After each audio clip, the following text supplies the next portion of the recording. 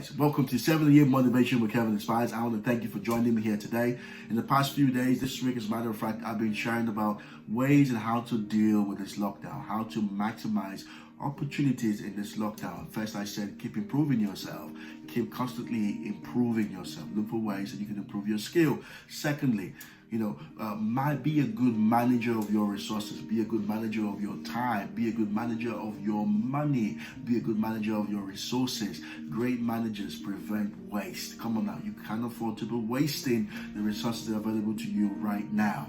And the third thing today, I want to encourage you, listen, to begin to master change. Listen, you are changing. I am changing. Every day we are growing. There's some changes taking effect. Sometimes it's so little, but it is happening. You are growing. I am growing. You cut the grass in your garden. You check it out the next few days. It's grown back up again. So change is a constant. Now, what does that mean here? Listen, when there is a crisis brings about change.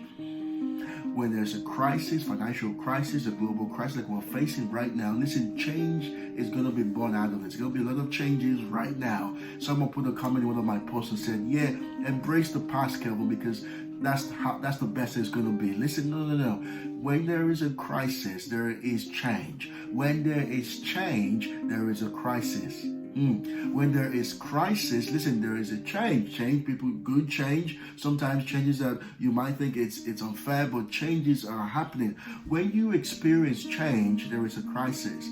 When you start driving, when you pass your test, all right, and you start driving on the road, guess what? You are exposed to dangerous drivers, right? Crisis that could happen. When you become a father, now you're going to take care of kids now. You're going to take care of your children. So there's a whole lot of things that you're exposed to. Oh, I'm going to be careful for that, careful of the things in my house, make sure my house is child friendly because of crisis that could happen.